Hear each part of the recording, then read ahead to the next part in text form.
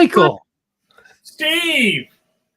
Hello, everyone. Welcome to the cartooning capital of the world. I believe is the computer in your studio. As Jamar would say, well, hello. As you may be able to tell, Jamar is on assignment today. He will be back next week. He'll be back tomorrow night, in fact, for Coffee Break with Jamar on this very channel.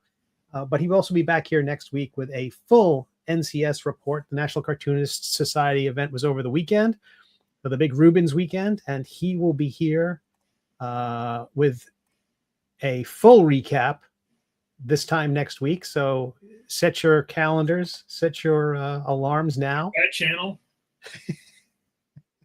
Yeah, he's going to have a lot of pictures, a slideshow, and give us a rundown of everything that happened, because it was not only the 80th anniversary of the NCS, it was they had it at the Billy Ireland Library going on at the same time. So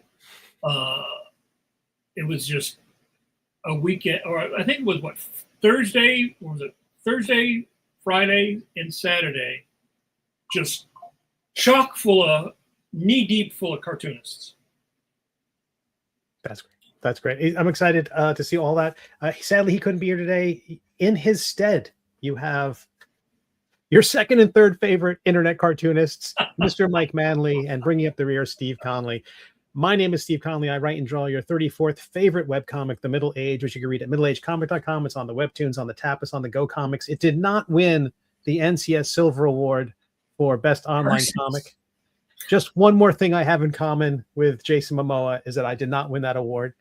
But I would be remiss if I didn't introduce my co-host, the Tower of Power, the Man of the Hour, too sweet to be sour, the maestro of mark making, the magnificent, the mercurial Mike Manley. Good evening, ladies and gentlemen, and all the ships at sea, if you're not throwing yourself off the deck of an aircraft carrier. So we thought we would run the stream without our favorite Johnny Carson of Philadelphia, Jamar, and pick up where we picked up last week. Do our usual jaw and draw, but that also opens the floor up to you guys to ask us your cartooning questions and your burning desires to know what magic pencil I use. Let's see, which one of my magic pencils shall I talk about? They're not a sponsor. I just want everyone to know. Yeah. We should get Magic Pencil. There's Magic Erase, right? There's something called Magic Erase, but one of my favorite things is these Pentel. Oh yeah, water brushes. I like those. So these are great for cons, because when you're doing sketches, I mean, they're really full of ink, and you can get I think this is a medium tip. You can get a very fine tip, and you can get a big fat tip. Although, word of warning, if you let the ink get too low, so always clean it. When it gets low, the best thing to do is just dump it out and clean it. Take a little Q-tip and go in there, clean it up, and then fill it. I fill mine with rapidograph ink, because rapidograph ink, here we go. Rapidograph ink, because if you fill it with regular ink, it tends to clog. Like, I like the black, well, the high carb, I like that, but this works much better. That works much better, and it flows really good through there because it's made for rapidographs. So I like that. That's great. Is that waterproof? Yeah, it's waterproof. That's great. It's the Ultra Draw, Rapidograph Ultra Draw, waterproof for paper or film. You're just giving away your secrets, Mike. Yeah. Yeah. That's a value. That's a value this channel has. Jamar talks about that all the time. This kind of you could put a whole magazine together. Funny you should some, say that. And some say you have. Yeah. The other thing is, I use the Copics, but I also like to use the pit pens. And then what I would do is sometimes when the pit pen would run low on ink, I would pull the back off, and there's a little felt pad in there that has the ink. And you could put some drops of, I would fill it with the same thing, with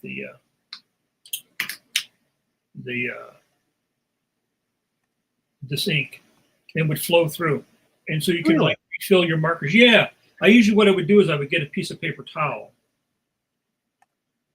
and I would do it over a piece of paper towel. And then you can tell when the ink flows down through the reservoir, the felt reservoir, ink reservoir in there.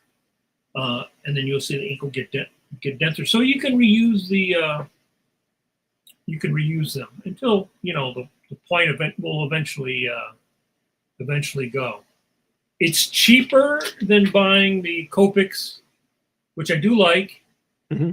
And you can buy the refills, which I do buy. But sometimes I would just take the pit pens and refill those. That's great. I got a question here from Tio Michael. Hello, Tio Michael. He asked about the type of ink used for animation cells. Do you know what that would be? What's something that's going to work on that kind of Mylar? Well, I think they used to use regular Indian ink because like this is for film. And so they would ink them with a pen. But nobody really does that anymore because they don't make the cell vinyl. Mm. Right. You would ink it on the one side, or they would also Xerox onto the cells, but then they would paint on the other side. Sure. If you're ever in San Francisco, I highly recommend going to the Disney Family Museum at the Embarcadero or whatever, I think that's what they call it. But they have the Disney Family. It is fantastic because they have all kinds of storyboards and actual cells and amazing backgrounds from like Pinocchio and Bambi. Actually have Mary Blair's desk and her little setup and everything. And then you can see the cells. So if you look at like the cells where they had like the Blue Fairy or they would even airbrush on the front. So they would do all this amazing work on each cell.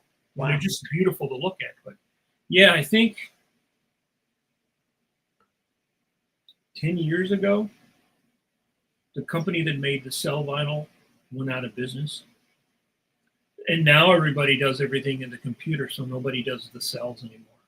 Do you think if they had the cell vinyl, that problem fixed, do you think there's a crowdfunding opportunity for a short animated film that's hand-drawn and one of the rewards is receiving a cell from the movie?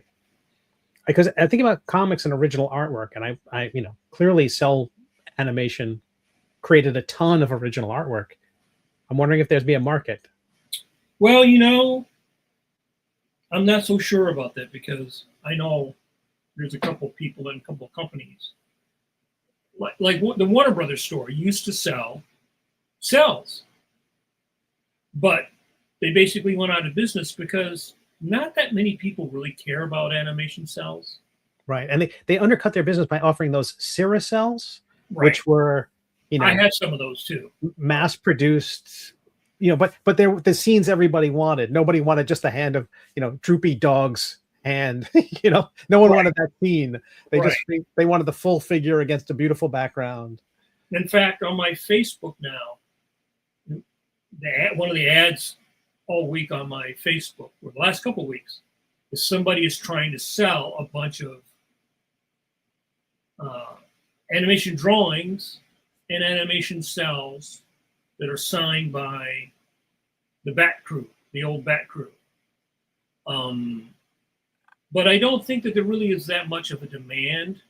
The the last show, as I understand it, that still made cells was The Simpsons. But if you think about it, the man hours or the lady hour, because actually most of the people that inked the cells were women. They were in the ink, most of the people in the ink and the paint department were women. But that's a lot of work to ink all those cells. And then after you ink them, you got to scan it in anyway, because there's no camera. You're not working on film. Right. So it's just like a process that doesn't really pay off, because, you have to draw it, clean it up, ink it, paint it, then scan it. Right. So it could be digital, so you could put it in the programs. Right. My thought was only in terms of like, as more digital artwork is created and people want authentic artwork and authentic experiences and one-of-a-kind pieces that I think you have to be old. I really think I think you would really have to be an older person to really sort of appreciate that. I don't think that it would be economically. I mean, that's why they stopped making the cell vinyl, because almost a lot of the backgrounds were painted. That's what they were painted with the cell vinyl. And I know a lot of people like Bill Ray and people like that used to paint backgrounds, and they really miss the fact that the cell vinyl went away. But yeah. I mean, I suppose what you could do is you could get a piece of acetate and you could ink on one side, and then you could probably find some acrylic paint, right? Or maybe an acrylic paint marker or something, and you could do it on the other side. I don't know, because that cell vinyl I used to have some, and it had like a particular formula that wouldn't crack. It went down really smooth. There was I attempted to create, back when I was doing one of my previous webcomics, Astounding Space Thrills, I made a few animated cells because all my work was digital. I printed it because I could run vinyl. I could run an acrylic sheet through my inkjet printer and color it, paint, acrylic paint on the back, and then put it against a background I created. And I had a few of those I sold at conventions. So it could be done if you wanted to one-off something.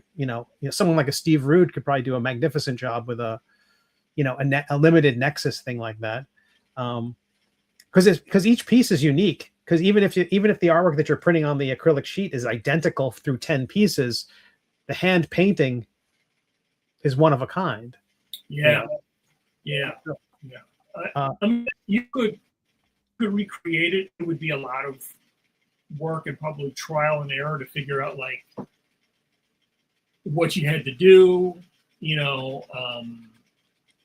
If it's gonna, what kind of acetate, because there's all kinds of different acetates, right? And I did in the 80s or the 70s, probably when I was still in high school. I got one of those cartoon color catalogs, and I ordered myself a set of paints, and I drew some animations. I drew some animation drawings, and then I inked them, and then I painted them on the other side. Nice. So I made and then I did like a little background. So I did some stuff like that, like in the late 70s, So, excellent. But yeah, it's everybody does everything digital now because it's just so much. It's like if you shoot slides. I mean, it used to be when if you wanted to submit your work to a gallery, you had to go and you had to. Like even up to seemed like 10 or 15 years ago, you had to go get slides made. You had to send and trying to find a place that made slides. Right.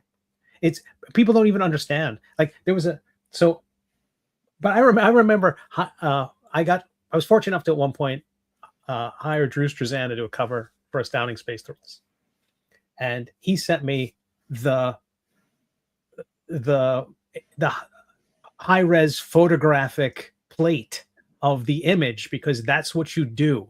Because The transparency of the image. And I'm like, because it wasn't like he was going to send me a digital file. This was 1998.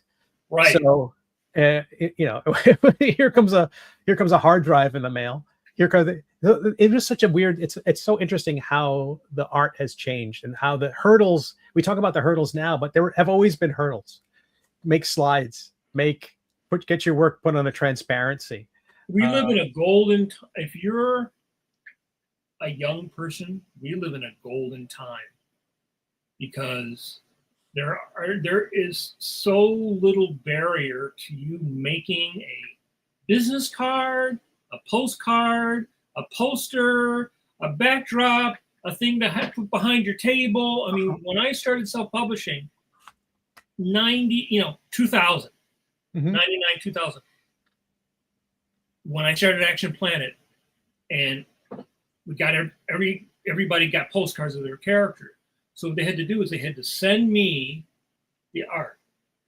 Then I had to print out the art, get a dye sub, which is like a glossy, high-end print.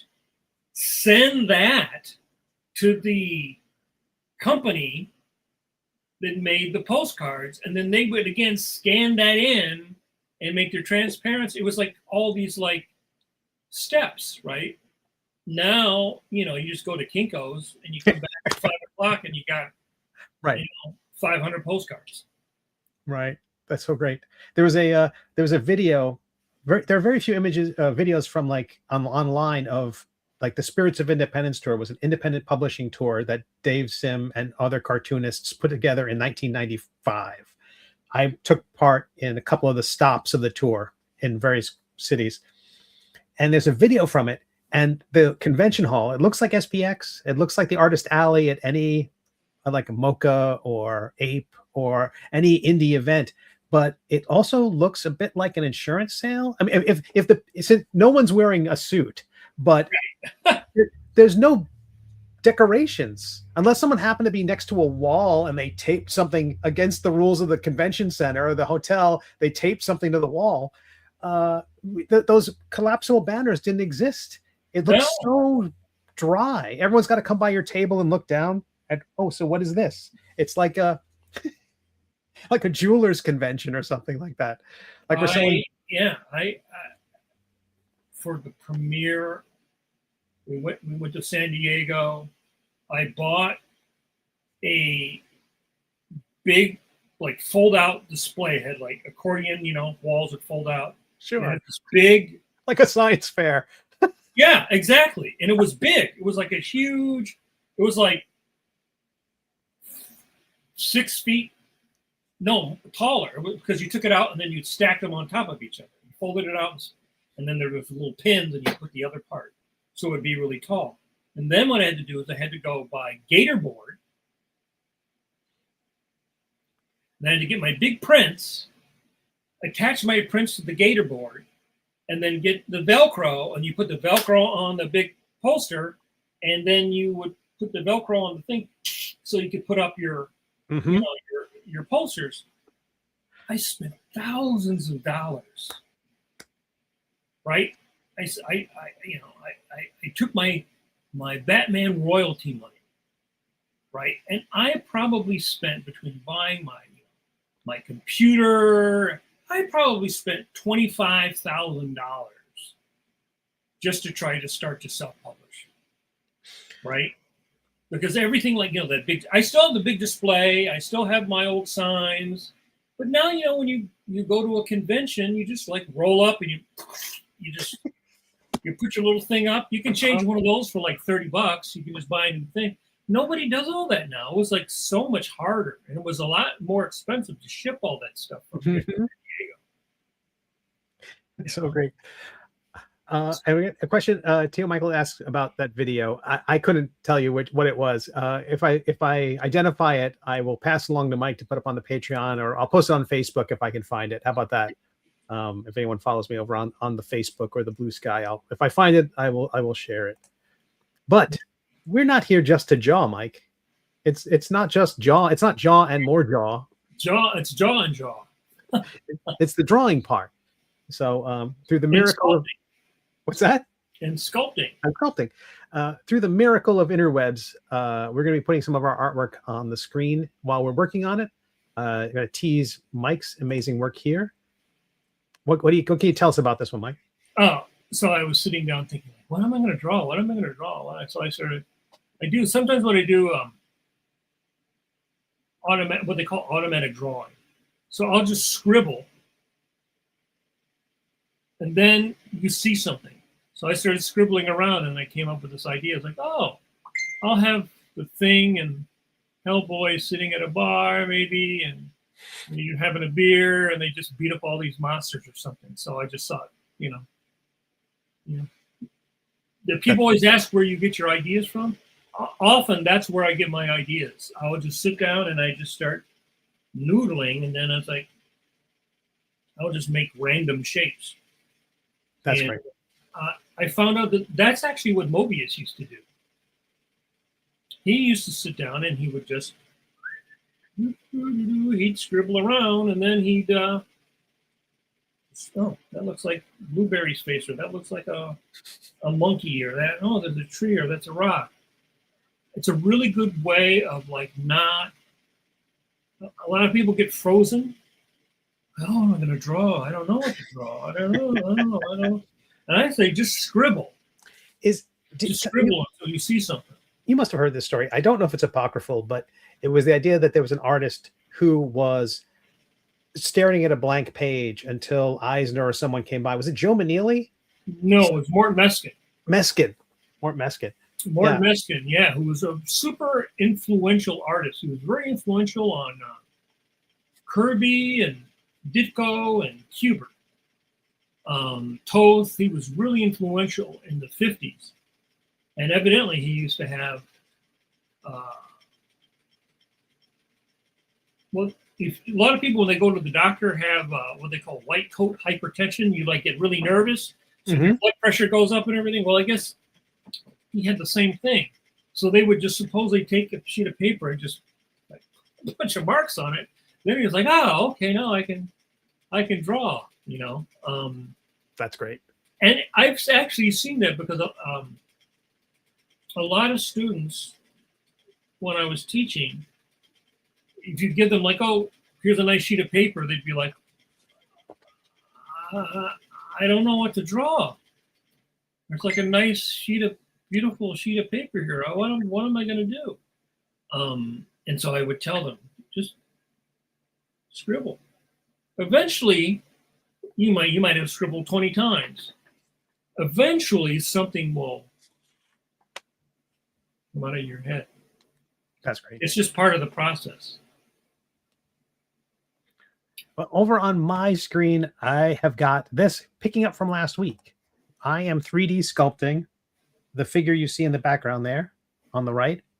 And I have created this basic shape figure here, adding some symmetry and some pivoting so that the shape should move symmetrically and move the way I want it to move. But if you want to see how this was created, a lot of the steps I took along the way to create this, last week's episode of Pencil to Pencil.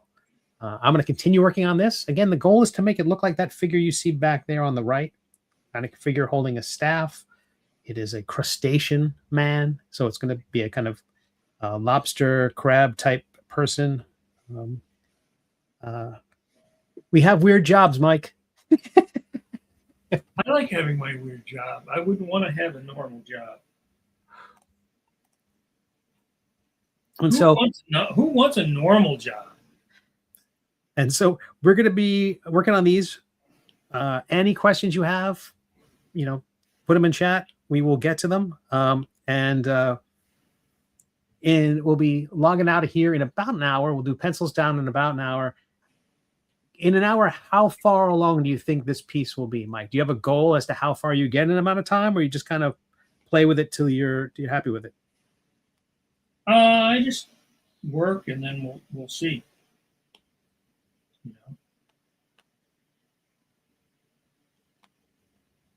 We'll see. Thomas says, weird is relative. That's works on many levels. It's true. Uh, It's very true. sure I didn't miss any oh, Juan says, in Japan there are a few stores that still sell anime cells, and apparently there's a market for it. Yeah, quote, I'm sure there is. Yeah. he says that he has a couple of Dr. Slump cells and they're beautiful. Pretty great. I'm sure, there are literally probably like millions of cells out there.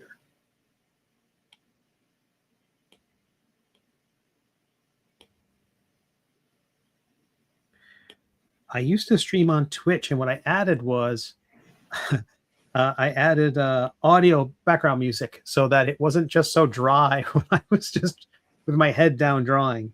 But we will vamp, Mike. We'll vamp to fill the silences.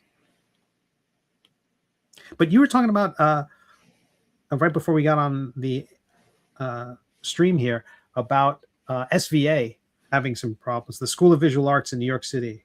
Yeah, I just saw that come through my feed this afternoon. A friend of mine posted that SVA, which is, one of the big schools in the art schools in the country, had a decline in enrollment of something like 34%, and they're $22 million in the hole. And I know how that goes because all the art schools in Philly that I taught at, UArts, the University of the Arts, Pennsylvania Academy of the Fine Arts, where I went to school for my undergrad and my master's, as well as the Delaware College of Art and Design, which is down in Wilmington. They all went belly up, and basically kind of for the same reasons. They lost their I think DCAD lost their accreditation. The same thing, they were like way in debt, and so usually what happens is when you get that far in debt, it's a pretty big hole to be able to ever be able to crawl out of that hole. Several years ago, the Corcoran down in Washington, D.C., which was a museum and art school, very much like the Pennsylvania Academy. Right? Mm-hmm. Same thing happened to them, and then they went out of business because once you get that far in the hole, and tuition is so expensive now. I mean, I did a special issue even on going back to school for the magazine, for Draw Magazine, when I was still doing it. And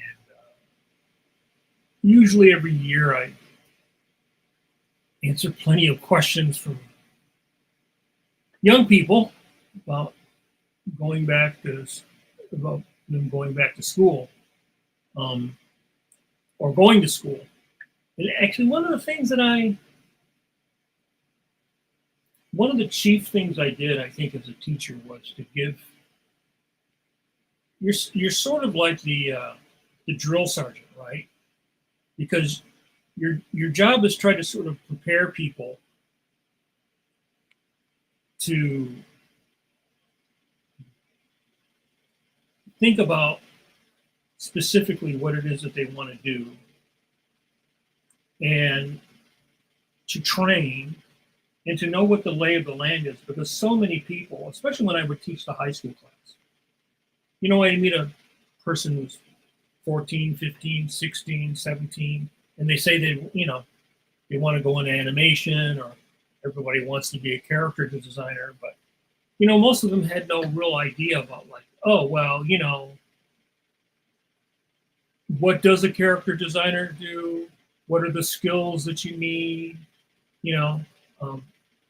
Right. And a character designer is a cool job, but there's not that many character designers. There's a lot more background painters. There's probably a lot more, just take a show like Batman. There might have been 3. Like the main one was Bruce Timm. Then there was sometimes Glenn Murakami and Shane Glines. Occasionally you'd have like Kevin Altier, Kevin Nowlin, and you'd have sometimes I would design a character, or Blevins would design a character if you were a board guy. But you had very few. You had way more storyboard people, right? Each episode would usually have at least 3, 1 per act, plus the director, right? And then you'd have multiple people designing props, people designing backgrounds, and then people painting backgrounds. So like, watch the end of a cartoon. I would always tell them, look at the end of the cartoon and freeze it, and then look at the credits. Oh, you see these many people do the stuff, right? And then on any show that's done here, like Batman, you design the background, you design the characters, you actually paint background examples, but then the bulk of it was actually done in Korea. So you had other background people in Korea who would do other backgrounds based upon the key backgrounds that we would do here. Right? So, right. You have a lot more people doing everything else. Very few character designers. So my main thing as a teacher was to say, oh, this is what you want to do. These are the kind of things that you can do. This is the kind of thing that you need to learn to know how to do that. Right. And then there's really only a handful of schools that are really worth the tuition to go to. And the job of any recruiter at the school is to tell you, oh, yeah, you can do that. Oh, yeah, we'll teach you how to do that, which is completely not true. It's just completely not true. So, SVA is a good school. You had Rhode Island School of Design, Sheridan, Ringling, Full Sail, Art Center, and CalArts. And then I think some people would also go to Pratt, along with the old Corcoran in Washington, put together a pilot program, helped form the Delaware College of Art and Design, which was a 2-year school. So the kids that went there for 2 years could either go, when they graduated, they could go right to Pratt and then finish, or they could go to the Corcoran down in Washington and finish. But the fact is that most of the students, 98% of the students, never worked professionally. And some of them never even finished. They'd go 3 years, and then the 4th year they didn't finish. So, nobody taught me how to draw comics. I taught myself how to draw comics. And nobody taught me how to do storyboards. I learned how to do them on the job. And like, nobody taught me to paint backgrounds, or nobody taught me how to draw backgrounds. I had those skills because I taught myself from doing comics. So, now you can learn the stuff by seeing tutorials, probably working with somebody online. So, So what was your path to learning these things without, so what reference did you use? Did you go to the library? Did you just study? Just poured over comics and all of that, yeah. all of the above, because I had my grandmother bought me How to Draw Comics the Marvel Way and The Illusion of Life by Disney. And then I bought the original Preston Blair books that were put out by Walter T. Foster, right? So, there weren't that many books on the kind of cartooning that I wanted to do. But of course, the Disney book was great. And I think I had that when it came out, like 1970, I think 77, 78. Same way with the How to Draw Comics the Marvel Way.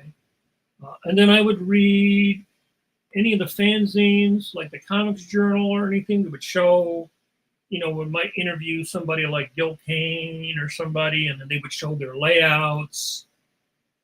Gil Kane was a guy I learned a lot from because he would do his layouts and then he would transfer them and he would tighten up the pencils. And so there were certain artists that I could learn from because they had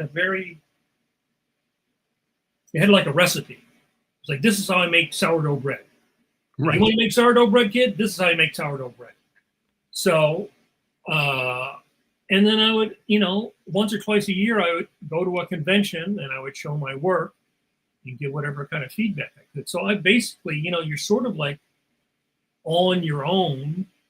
And you just have to keep at it, because now there's, last weekend there was probably 5 conventions, right? There was a show in Virginia, a show in Boston, and the Terrificon, all on the East Coast. Right. So if you were a young cartoonist, you had plenty of opportunities to go to some convention and see people and show your work. Right. So, and a lot of the shows that I would go to as a kid were small shows, and there were no guests. They were just, guys with boxes of comics. So I taught myself. I was fortunate. You can find it on my blog, drawman.blogspot.com. I tried out for Captain Canuck and sent samples, and George Freeman wrote me a really nice, Richard Conley and Jean-Claude St. Aubin all wrote me back. George went over my samples and redrew them and said, this, not this, this, not that. So, now you could use the internet and, people send me stuff. They could send you stuff. They could send Jamar stuff. I mean, the internet solves the problem of you being able to get information.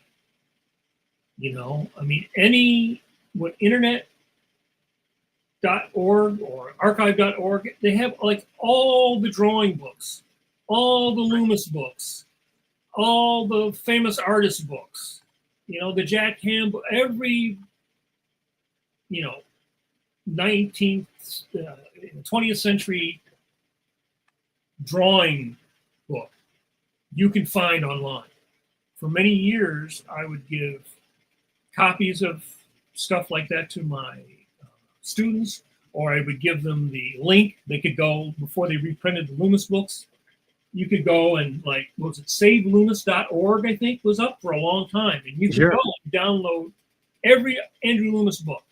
You could download all the Walter Foster books, all the Preston Blair books that basically show you how to construct and all the principles of animation, construction, and drawing. You can get all that stuff. And so it's really, if that's what you want to do, it's just like being a piano student or playing sports. Every day, what do? You practice, The hard thing for some people, I should say, when they practice, they don't know they don't have good priorities. And so it's like study smart. There's a way of studying and building your foundation that will give you better results. That's what a professional or an experienced person can do to help you, to point you in the right direction. Because basically that's what I would do as a teacher. I would say, you want to be a character designer? Well, that means you have to be able to draw anything, person or animal, real or imagined. Right. Right. Not just like your little fairy character you want to draw, your little anime character. You gotta, And I would take in samples of what I had done. And like, you got to draw an old lady, or you got to draw 5 old ladies, or you got to draw 5 old men, or you got to draw a Quaker, or you got to draw, a scientist. Well, if you draw 3 old scientists, they don't look the same. One might be fat, one might be skinny. You never know what the script's going to require you to do. The last show I worked as a character, well, I just worked on a film earlier this year that'll be coming out on the UPA studio, and I did some character design and some layout for that project, and then I did character design on Batman Brave and the Bold, and on that I did everything from like dinosaurs to gorillas to like pelicans. You never know what you're going to have to draw. So the main thing I would try to do is say, if you want to do this stuff, these are the kind of things that you need to learn. And these are the schools I think you should get into. And you might not be able to get in right away. You might only be able to get in. You might try and not be able to get in.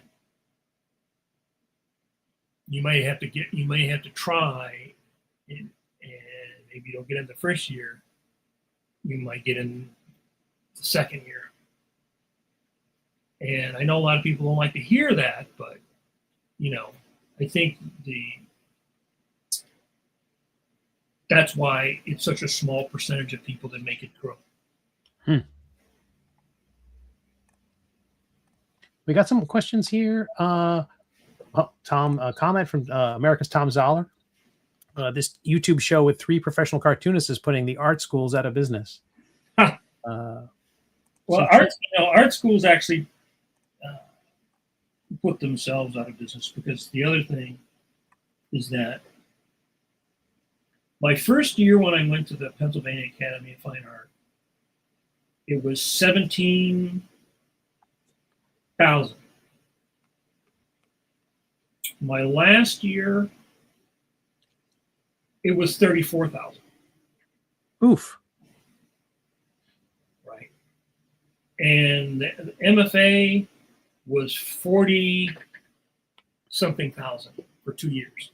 So I started in 2008, and I decided to go back to art school because I never finished. I only went for 1 year. And I didn't even do the whole year. I kind of just stopped going. So, because I wanted to go to Art Center, that's where I wanted to go, which would have only cost a meager $3,000 a year. Of course, like in 1980, 3,000 was probably like 12,000. But Art Center now is like what, 60,000? I mean, just an incredible amount of money. So by the time you get done, you're going to owe $200,000. You're never going to get a job in animation that pays you anything close to that. You'll be lucky if my last year on staff in Warner Brothers, I was making close to $2,000 a week, which is not bad. And $2,000 a week was more then than it is now. Right, because inflation's gone up quite a bit. But again, the directors helped me with how to mark up a board, but I just had the storytelling ability, and they would say, "Oh, you need another pose. This is how you make a pan, or you can only make a pan this wide." So the directors in the beginning helped me with the technical stuff. But I had enough of the sense of storytelling that once you learn the technical aspects of it, then it's just whether you can, read a script and make it interesting. But I have a hard time now actually recommending art school because it's so expensive. I don't have a hard time recommending people being an artist, but I have a hard time recommending people spend $200,000 to go to art school. I just don't think it's worth the money. I think if you're, Brett Blevins didn't go to art school. Most of the guys I know didn't go to art school. They taught themselves through their dedication of their craft and drawing. So I think you can learn on your own and then get a mentor, get a mentorship, work with people, get people to help you. Most cartoonists, I mean, I didn't have a mentee this year, although I still help Mimi and Liang. I had a mentee last year from Moore, but I think most cartoonists are happy to help a young person, mentor them, if that person is also very serious. That's the other thing. If you're not serious, and you can't take criticism, then you're going to have a very hard time, because it's never going to be fair. That's the other thing I think a lot of people get stuck on. What's not? They get stuck on the idea of like, well, this person went to this school, and that person went to that, and they knew this person, and then they did that. I would see that very often, right? It's like, well, the world isn't fair. I didn't have a mentor, right? I was already working in the business a few years when I met Al Williamson. And I met Al Williamson because Blevins was working at Marvel, and he got to know Al, and he moved up to share Al's studio, and I would go up and visit all the time. And then one day Al said, well, why don't you move up here and you can share the studio? So, then I had the opportunity to sort of learn by absorbing and looking at what he did, how he worked, and really the amazing collection, because he had like the greatest collection of comic strip and comic art known to man. So I would sit there every night and just pour through stuff by Al and Frazetta and George Evans and Raymond and Foster and Salinas, and just amazing stuff from Al's collection. So that's, I learned, because it's like being in a museum. It's like you want to learn how to paint. If you went to the Met every day and you took your sketchbook or your easel and you looked at the Rembrandts and and the Sargents and everything, you would learn. So yeah, I just think it's too expensive for what most people get out of it. If there's 100 students, 2% out of 100 people is like 2 people, right? Statistically. Right. And the weird thing is that I didn't make that up. I remember when I first started teaching, my first year, there was an older guy who was teaching a class next door. And we got to talking, whatever, and he said, yeah, he goes, yes, 98% of art students who go to these schools are there to keep the light on for the 2% of the people who made it. And I thought, wow, that sounds very jaded, right? But sure. It's actually true. It's actually true. It very much is true, because you can like art, you can love art, But as we've talked many times before, you really have to have that right combination of, really, it's more important to have the right kind of personality than even talent. Because again, I never think of myself as a talented person.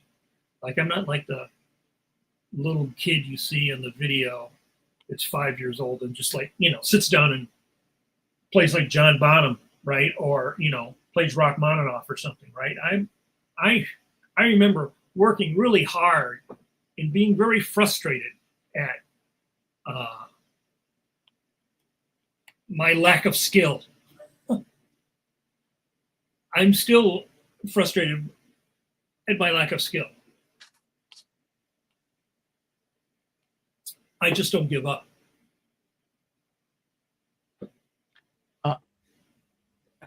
Mr. Paul Pate asks, let me get over to the Thing and Hellboy. Mike, have you ever been drawing the Thing's head and spaced out and converted the drawing to a soccer ball? No. Shanjai says, I hear from so many that art schools don't teach how to make money from the art because most of these kids aren't getting permanent art jobs anymore. Well, I have a few young friends, one of which I was just talking to yesterday about this. He's been out of school for years. It's very frustrating, and I completely understand it. It is a really shitty time to be a young person in this country in general. But of course, it's a shitty time to be almost anybody in this country at this point. But it's really tough for a young person because, when I started in high school, I had a job when I was 15, working at a small local advertising agency. And I got that because I had a vocational art class. And my vocational art, I had 2 art classes: the fine art, the hippie fine art class, and then I had the vocational art class. The vocational art class taught you how to do all the stuff that we now do on the computer. Make type and mechanicals. You would put together something, you would go into a newspaper or make a flyer or whatever. And my teacher also did calligraphy. So, just like my grandfather did. So she could handwrite diplomas and all kinds of stuff with amazing lettering. So anyway, with that little set of skills that I honed, I was able to go get a job at a local art agency. And the guy liked my moxie. And his name was Rock. And he kind of was like Sergeant Rock. He was a real ball buster. But I learned how to do a lot of stuff for him. So I had started working when I was 15. So by the time I graduated from high school, I had commercial art experience of 3 years? So I was able to get freelance work and do stuff, even though eventually I stopped working for him. I was able to work at other places. I was able to have a skill, a trade. So I think you can do the same thing. The difference now is that breaking into comics, you don't break in, or breaking into animation, you don't break in the way that I did because the business is not arranged in the same way. So if you're getting the comics, you probably do a web comic or a self-published comic, a Kickstarter. And then you build up your reputation, and then you start working at Marvel and DC, which is actually better in a way because then they're coming to you for what you do. When I started out, it was like you would take any job you could get, whether you liked it or not. I mean, this is what I was saying to my friend yesterday. I was saying, I did all kinds of stuff for the first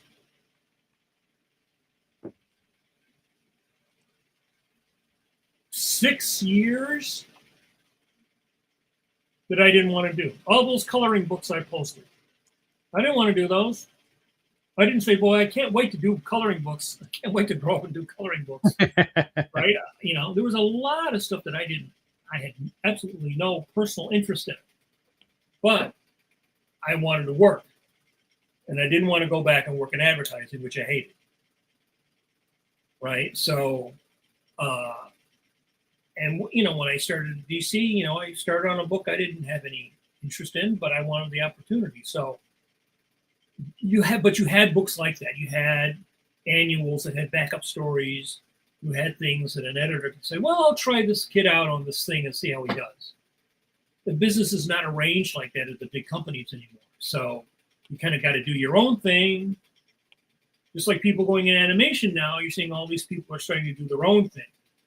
You're getting a bunch of team of young people to get together and put their sweat equity in to do their own stuff, to put it up on YouTube, social media, use that to crowdfund, build your audience, build your skill set. You kind of grow both as you go along. That's the way it is now, which is harder, right? And so as an artist, you're always adapting to the environment. There's a lot of people of my generation who can't get work anymore. Or they can't get the kind of work that they would want to get because Marvel and DC are not the same way they were in the 80s.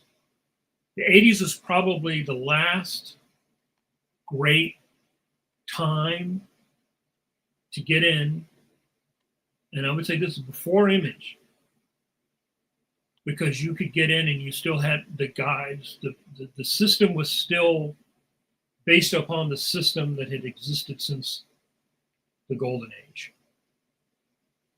And that was a much better system if you were a young person. Because you got the experience of working with older, you had a bullpen. One of the real shames today is there is no bullpen.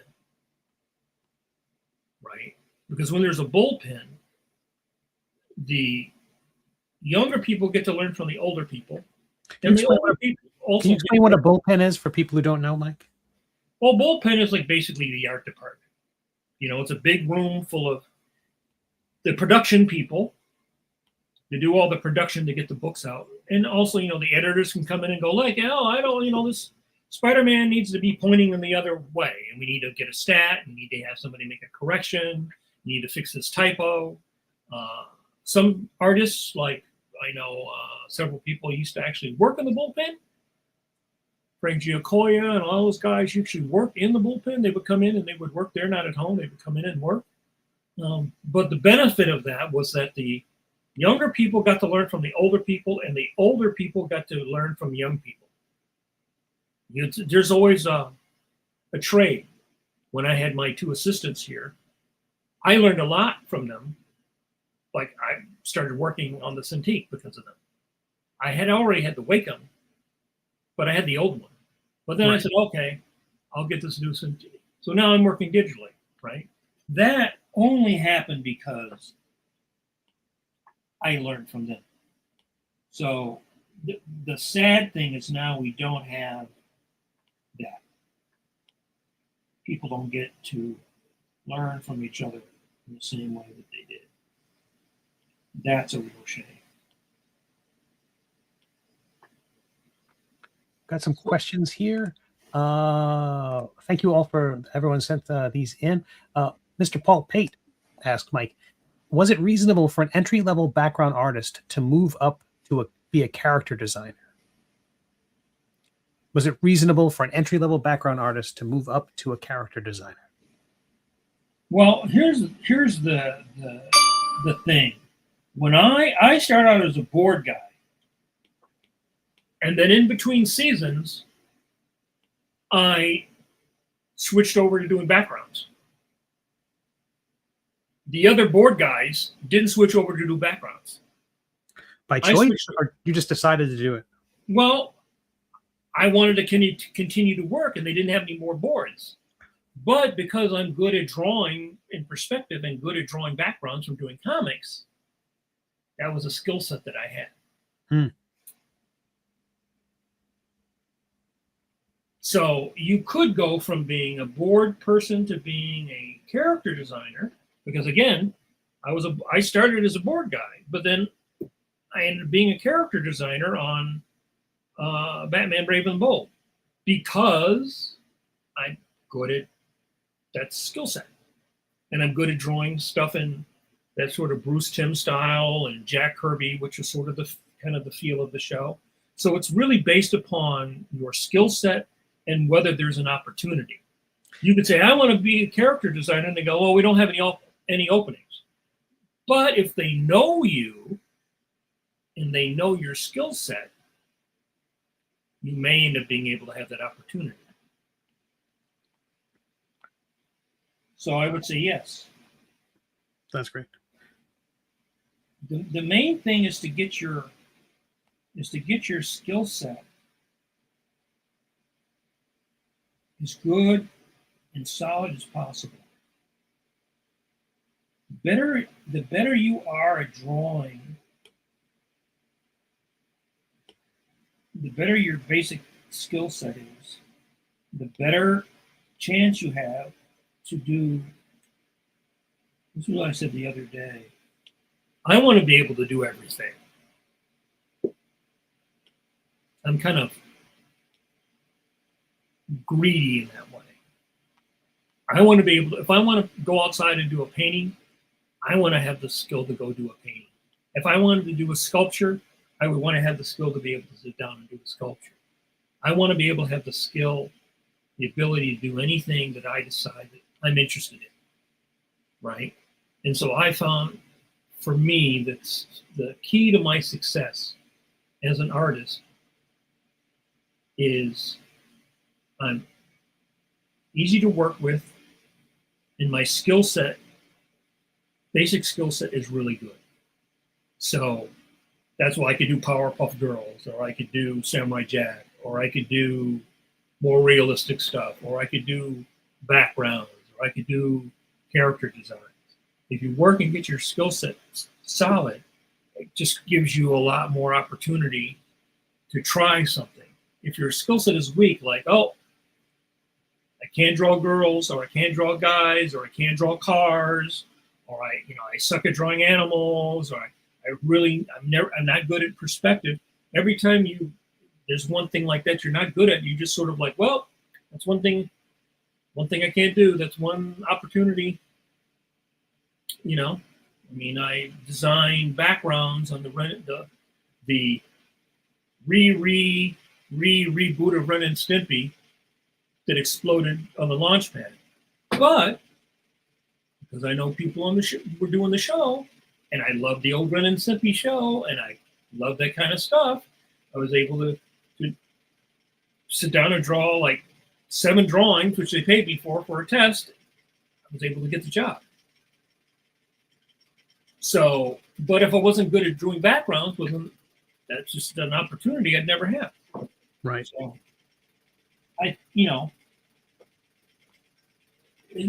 one of the things I'd always tell the students is that I would always do this little drawing at the beginning of every class, like my opening lecture.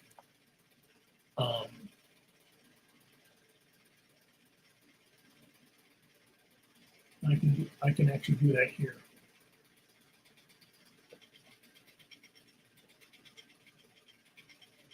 So if you put me on the screen, I'll do my thing. So I would sit there and I would draw a line. I'll make it a thicker line.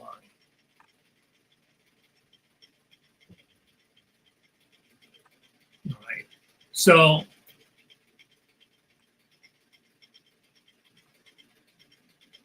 I would say, and this is just something that I learned from being in the business. There's A people, B people, C people, D people, right? So I would always, on a fancy hotel, these are the top people that work with, Lucasfilm and everybody. These people get to, lay on the beach, right?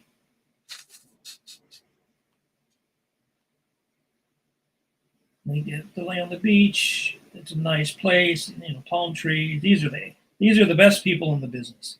The top people that work in any field. Right? They get to stay at the fancy hotel. And they have to pick up every job. When you go, we're making the new whatever. Get so-and-so on the phone. We want to work with that person, right? JAMAR NICHOLAS.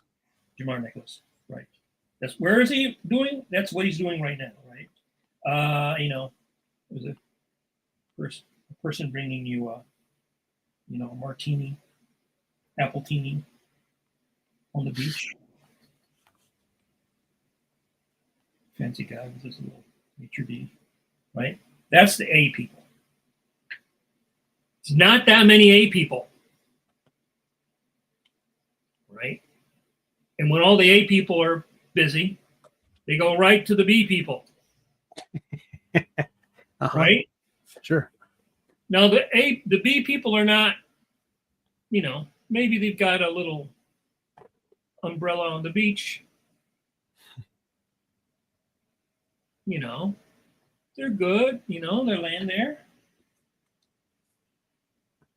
They've got their little shades on, the little mirror thing to reflect the sun up on them, right? But they got to bring their own stuff, and but they can go to the beach with their boyfriend or girlfriend. It's still at Club Med, maybe, or right outside of Club Med. It's nice. They bring their own stuff. They got a little radio,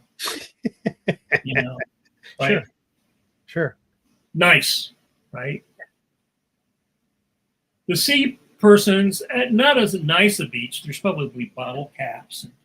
C, what is C? C is average, right? C is average.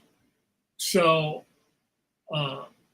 the C person erases the lines on Iron Man, right?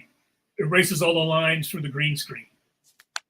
Does the scut work, right? You're not going to design Iron Man. You're not going to animate the best scene with Iron Man. You may animate a small scene of him far away, right? You're not going to animate the best scene, or you're going to do a lot of the stuff, a lot of the digital slop work. Sure. Right. Can you erase all the wires? Right. So here's all the so you can have all the wires, right? And so you're on the beach, right? And you got your thing. Sure. And maybe you have a little thing. Mm-hmm. Maybe not. Right? Your average person. Who wants to go spend $200,000, go to art school, spend 4 or 5 years, and get average job? Everybody, right? That's what everybody wants, right? Everybody wants to be average, right? Nobody wants to be average, right? So that's the B people. This is the C people. And then the D people. The D people probably went to school. They didn't do so well. And they get eaten by life. They get eaten by the shark. Right? They never work on anything good. Maybe they get a job or two. They never stay in the business. They end up doing something else. Right? So you get the A people, B people, C people, and then D people. The only person who has any control over whether you're one of these is you. Because all the A people that I know work very hard. They were not magically gifted, amazing abilities. They worked for those abilities. And they worked for those abilities, and they enjoyed working hard for those abilities, right? They didn't wake up one day and go to Carnegie Hall, right? In the same way with the B people. Maybe the A people control everything. Maybe you're the B person and you're not as good at tech, or you're not as good at color, or there's right. The C person, there's a lot of things they're not good at. I can draw cars, but not people. So you can only get a job if they have something that you're good at. If you're not really good at a lot of stuff, then nobody's going to really knock down the door to have you work for them. So you're like the last hired, first fired. Oh, what do? You see the end? Go look at the end of this new Spider-Man movie. There's 5 bajillion people at the end of that movie. Lots of people going, see that? Take that line out. Take that line out. Yeah. Take that line out. Composite this thing. They do. There's a lot of people that do stuff like that. So I would say you don't want to be. You want to be here. Maybe you only get to B. But if you're an A or B person, you're always going to have work. But again, the only person that has any real control over that is you. What is your desire? And are you really, really willing to work at what it takes to do that? You can't blame anybody else if you never learned how to draw a horse, or you never learn how to draw a hand, or you never learn perspective. All the good artists have all the bad artists, all the D people probably have all the same books that the A people have. If you go to any artist's house who wants to do comics or animation or illustration, everybody has the same books. Everybody has the Lumens books. Everybody has some book on how to draw animals. Everybody has a book how to draw anime characters. Everybody has these books. But the difference is that there's some people who not only have those books, but actually do the work, are motivated to do the work. Motivated, I would recommend that core list of books to all my students. Show them how to draw perspective. Almost none of them would ever learn how to draw perspective well, because they just simply weren't interested in learning how to draw perspective. So you can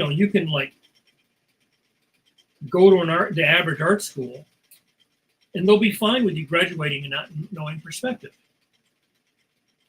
And then what will happen is you'll take your average, not knowing perspective portfolio, and you will show it to somebody. And anybody like me in recruiting who knows how to draw like I do will look at your portfolio and go, this person doesn't know how to draw. Next. You get 3, I figure you get 3-4 drawings to convince somebody, especially if a person's a recruiter. Like just this last week, I've seen several of these open calls on. In fact, Steve Rude, our friend, the dude, is trying to crowdfund a Nexus cartoon. And he's looking for people to work on his Nexus cartoon.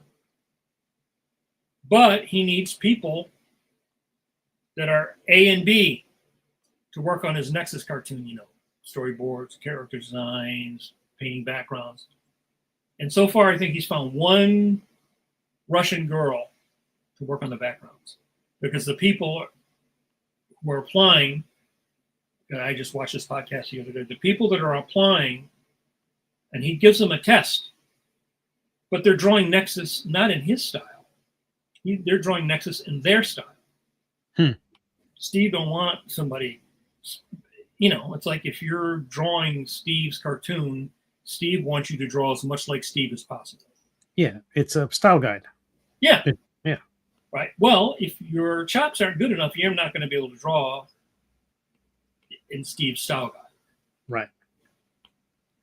Now, the only person who can do anything about that is you. Right. So that's why, because of the cost of art school, I would say it's not worth it for almost everyone. And if you go, there's really only a handful of schools to go to. which means that you have to spend time and do the research, really think about what you want to do, understand the business, because again, that's the other thing. The business is like the environment. Is it hot? Is it cold? Is it snowing? Is it raining? What kind of animals are there? What kind of job? The thing you like to do, who are the companies? Who are the people that do the stuff? It's like you can look at Instagram and like stuff, but liking is not enough. Liking is what a fan does. Oh, I like whatever. My mom can like stuff. That's fine. But my mom's not going to go get a job at Disney. You have to have a very different attitude. And the sad thing about most art schools, even good art schools, is because they need people to be in the school, because they need you to get that loan to give them that money so they can still operate. They will give you a B. Everybody gets Bs. You got to really fuck up hard to not get a B. But a B in art school is in no way a reflection of what your real skill set is once you get out in the real world. And that is a very rude shock for a lot of people once they graduate. And what I said tonight in that little drawing that's the thing I'd always do the very first class. And my job is like the sergeant. It's like, oh, you're gonna parachute into the jungle. Well, do you know how to parachute? You know how to live in a jungle? There's a lot of creative salespeople out there who will tell everybody that they can get their successful line of books, successful line of novels, successful whatever it is. There's a lot of money to be made by telling people that. Yeah. Yours is a kind of a more bracing, harsher message. Is there? See, I don't. What's the take? I you know what? I disagree with that, and I'll tell you why. I'll tell you why. Because I feel the main thing that I have to do as a teacher, if you're paying all that money, is to be honest. I don't need you to like me. I mean, I hope you like me, but I need to be honest and do my best to teach you what I know, which I can only do if I'm honest. Right. And the thing is that many teachers are not honest. They're honest in an art school way, which is not being honest. Because, maybe based upon the class and grading on the curve and all this stuff, the fact is, if you're going to go get a job, you're going to show your portfolio, and there's literally thousands of kids out there, thousands of young people globally who are all trying to get these jobs. It's dishonest to tell a person to, it's artistically, a midget or a shrimp, an underdeveloped person, that they can go on and they can compete on equal terms with people who are not only maybe more gifted, but more driven and more focused. It's not just one thing. It's, you maybe you're not as good as somebody else, but you're really driven. You're maybe focused. And right. So you can make a big thing. And the thing is I've had students come back, many students come back unsolicited years later and tell me I was the only teacher they had that told them that stuff, and they appreciated it. Which sounds harsh, but I'm just being honest. I'm not going to tell somebody who is really not very good, like, oh yeah, you're going to get a show on Cartoon Network. Right. That would be the height of dishonesty to tell somebody that. And then what would happen? They might go way into debt. And then, I see this happen on social media. I see people that I went to college with, younger than me, they're on their second round of learning to do something else because art school didn't pan out. Right. The second thing they didn't pan out, and now they're having to learn to do a third thing, and that's just a terrible. It's a terrible thing to go through. Yeah, and I didn't mean to. Hopefully, I didn't imply that the message that I thought their message was a bad one. I think it's just a bracing one. I think it's one that it's not one you hear often because it doesn't come with, calcium pills that make you a better cartoonist. There's no quick fix. Do you think an artist? We've got a bunch of questions here, and we're running out of time. And I want to review your piece, show what I was working on, and get through these if we can. Okay. Well, we can go through my. Let's go through the questions first, and we'll show it at the end. Sounds great. Sean Shai says, I'm wondering if you ever felt like you need to go back to basics for anything, and what was that like? I recently realized that I have aphantasia, and I think that's why I struggled so much with my drawing over the years, as a lot of the drawing advice comes down to being able to visualize what you're doing. So now I'm looking for whole new ways to draw without that ability. I'm pretty daunted by the challenge, but also excited to see what I might be able to do if I'm able to figure it out. So going back to basics, Mike, is that something you find yourself doing? Yeah. I think this is something I guess I learned from teaching. Because teaching, you're always going over the basics. Like every time I would teach a student how to do perspective, I'm reteaching and re-preaching those principles to myself. That's right? great. And I know that a lot of artists like Gil Kane would wake up every day, or John Buscema, and they would sketch before they would work. Right. Like Gil Kane would do anatomical studies and things like that. So you never stop. There's never a point at which you stop doing that, I don't think. That's great. That's great. Thanks for the question, Sean Chai. Tio Michael. Mike, as an instructor, what would be your advice for someone who is very talented and has the drive, but suffers from low self-esteem and is very hesitant to show their work? Well, you're going to have to grow a pair. as your football coach would say, right? Because if you can't take criticism, then you're not going to be able to work in the business because there's always criticism. You're always everything that I do when I'm working on a show is submitted to the art director or this person.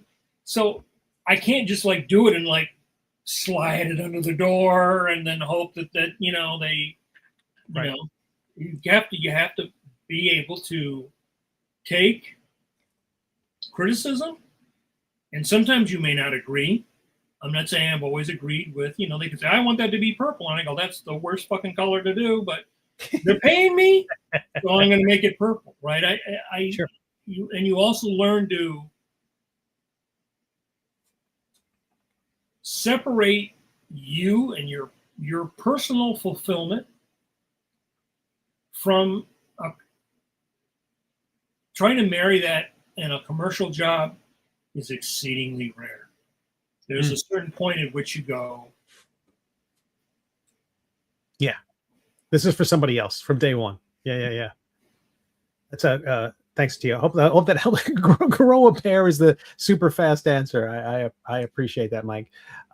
Tio Michael also said, how can we help them build on little successes and get them out there in the art world? This is building on that previous question. Build on little successes to get them out there in the art world and build those networking and community connections. Is there a way to get them to grow that pair?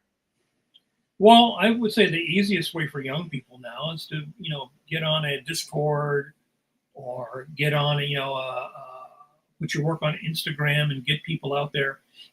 If you put your work out there and you put your work out consistently and you learn to network with people, you learn to comment on other people's work and give them, positive feedback, you will get that back, The thing is working if you want to be a fine artist, you can be antisocial, have no social skills, find a gallery who wants to sell your work. and you can show up and sit in the corner and not say anything to anybody, and you may be able to be successful.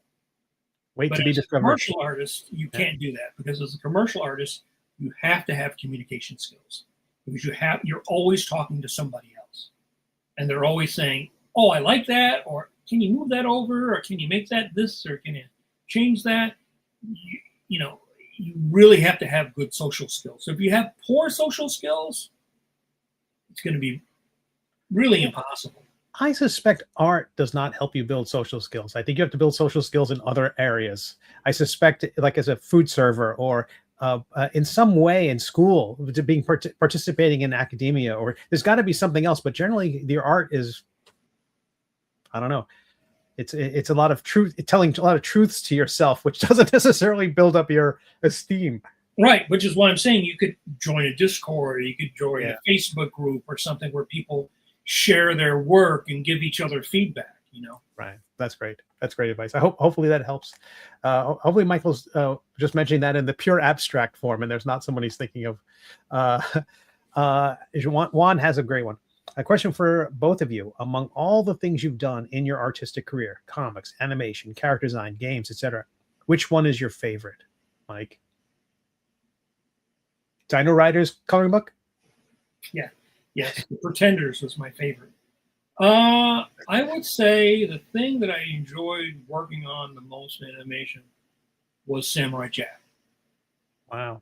Because everything after it left my effort was better.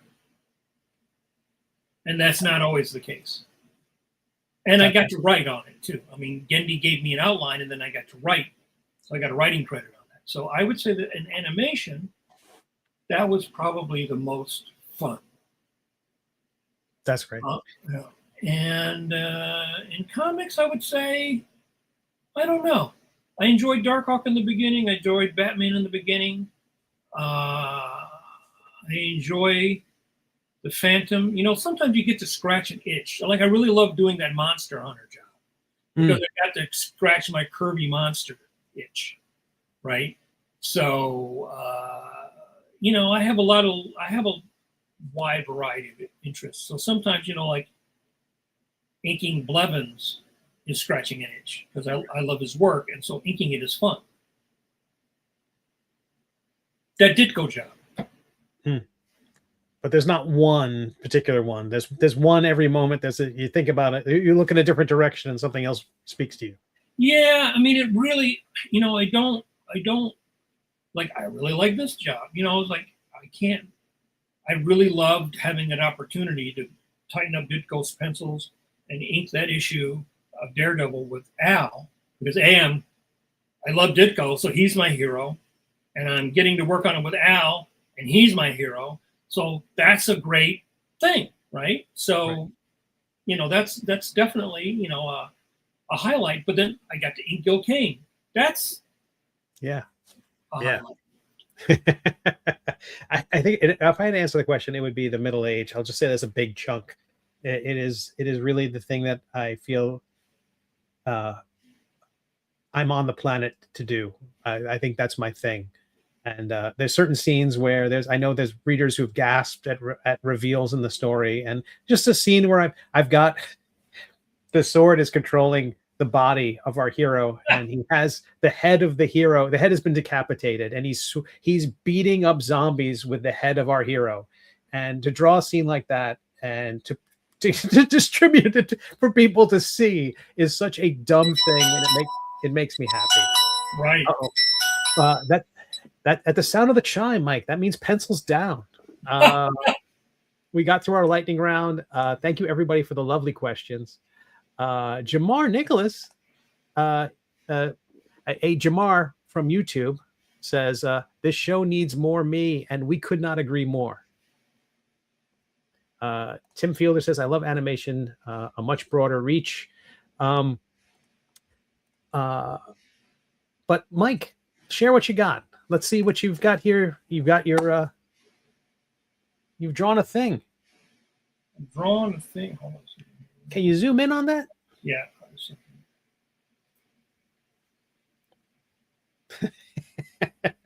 I love the thing's expression. So I'll tighten up, and then you just sort of like scribble these things here, and then you find the shapes. You find the shapes. I think my advice is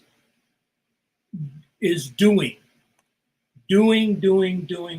Say yes, because you can always erase something, and erasing is drawing. Erasing is part of the creative process.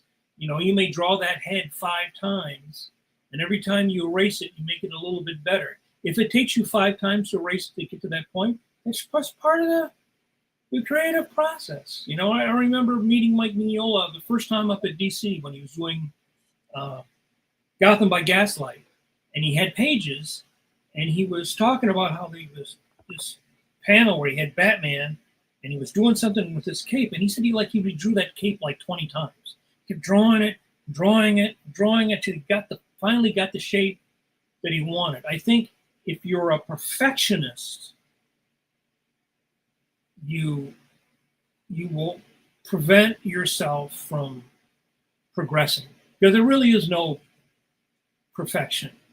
You can always redraw it and make it slightly different. I could redraw his head and change the thing's head and change the shape of the bricks. Sure. Would it make it better? Maybe, maybe not. You can get in your head. So I'm always like, draw it and then redraw it. The students that I've had that have made the most progress were the student who would show me the work, I would give them a critique, and then they would redraw it. The students who made the least progress are the students who would get the critique, and I always do draw-overs when I do a critique. So it's not some vague thing. The people who did not do that are the people that made the least progress. And again, the only person who can control that is you. Are you willing? And everybody I know who's good, they're always willing to do that. That's great. That's great. Thank you, Mike. And I sculpted this head today. Wow. I'm not entirely sold on it. The jaw is a separate piece. You might have seen me sculpting individual teeth along the way this evening, and I didn't really like them. It doesn't feel insectoid enough for me, so I'm going to play around with it some more. Maybe I started adding these kind of ridges to the nose. I'm fairly happy. I'll find a use for this, but I think I'm going to start over.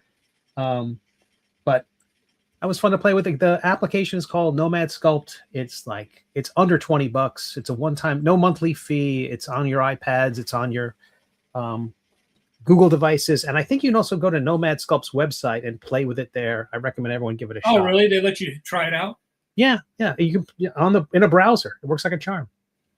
But that was fun. But thank you everybody for being here. I want to give everyone a reminder that tomorrow night Jamar will be streaming live with Coffee Break. I can find a graphic. I can do it. Here we go.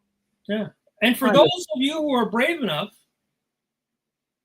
go over to Steve Rude site and take the Nexus test. Right? Guys, opportunity. Yeah. And maybe Steve will hire you, or maybe he'll break your balls. And it's a chance to have Steve Rude look at your work. Yeah. That's, by itself is fantastic. Pre-order Leon and the Big Problem. You can do that through all your ebook stores, your Amazons and your others. And next week, join us. That at the sound of that chime is the that next week we got the Reuben Awards recap, and Mike did a beautiful job on that drawing. And I know Jamar posed for it. Jamar is, he's, I had to tell him to keep putting his pants back on. And I also think I saw that over on Humble Bundle. I think they have a big thing right now. It's a very discounted Clip Studio paint. So, really? How Humble much is Bundle? I think it was like $25, including a year's worth of the subscription. Wow. So, and they get a bunch of other things, brushes and stuff like that. So check that out. But that's it for me, Mike. You got anything to add? No, that's it. I'll finish this doodle up. I'll put it up on my socials. Again, you know us. We're here every week. But you also can send us your work if you want somebody to look at your work. Again, take advantage. Take advantage of the fact that you can use the internet to get feedback on your work if you're serious, you know. And the thing is, always write and ask somebody before you flood their inbox with 9,000 JPEGs, right? Don't just send somebody nice. Ask them, Mhm. can you look at my work? And then, then you send them a zip it or whatever. A Dropbox link. Yeah, because it's just rude. Because I've had people do that before. You turn on your computer and it's like, just don't stuff somebody's inbox. Ask them how they want to see it. Good tip. Good tip.